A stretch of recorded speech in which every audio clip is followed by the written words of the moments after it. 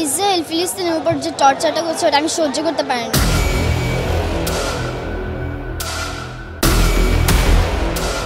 আমরা একেবারে ঘরে বসে থাকতে পারিনি। এত বছর ধরে আমরা দেখছি মানুষকে কিভাবে অপ্রেস করা হচ্ছে।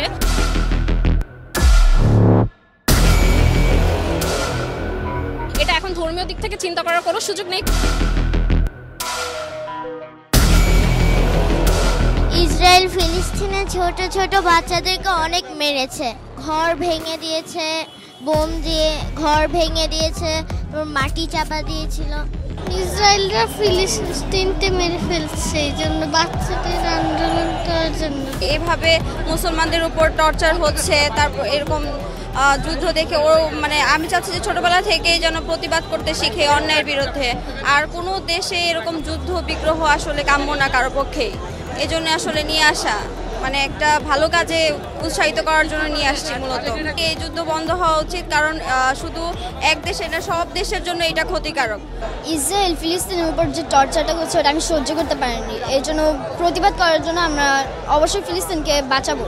আমাদের জায়গা থেকে যতটুকু করা যেত এটা আমরা মনে করি যে একেবারে বেয়ার মিনিমাম।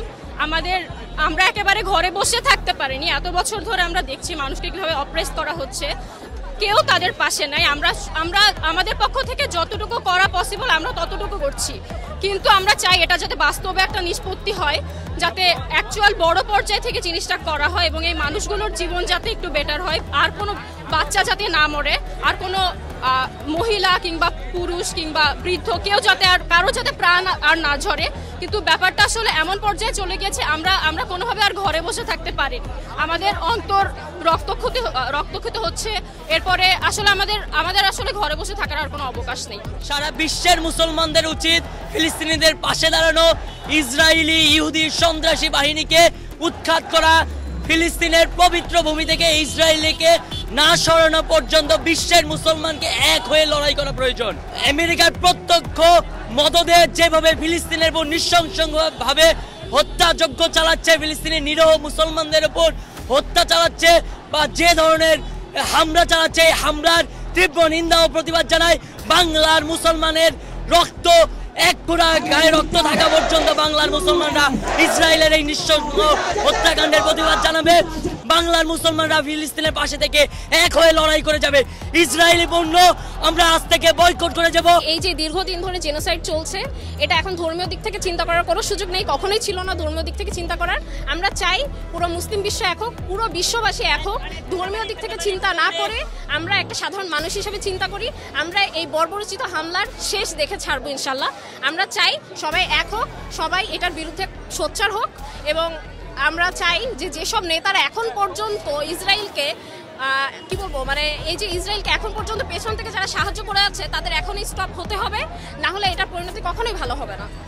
ইসরায়েলি পণ্যগুলা সেটা আপনি কিনলে বলেন, সেটা আপনি অ্যাকোয়াফিনা বলেন, মোজো সেভেন আপ বলেন, কোকাকোলা বলেন, যেটাই বলেন না কেন, এই যে ইসরায়েলি যে কোল্ড ড্রিঙ্কগুলো আছে বা ইসরায়েলি যে ড্রিঙ্কসগুলো আছে, এগুলো সাধারণত বেশিরভাগ সময় কোকাকোলার যে নির্দিষ্ট এদের আন্ডারে হয়।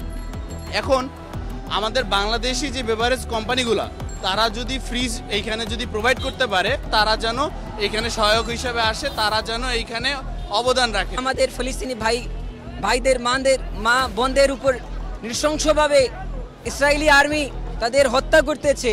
তো আমাদের ইমানি কর্তব্য যে আমরা সবাই এক হয়ে আমাদের ফিলিস্তিনি ভাইদের প্রতি আমরা দাঁড়াবো, আর আমরা পুরো বিশ্বকে এক করব যেন তারা ফিলিস্তিনি ভাইদের জন্য আওয়াজ তুলবে, ইসরায়েলকে বাইকট করবে।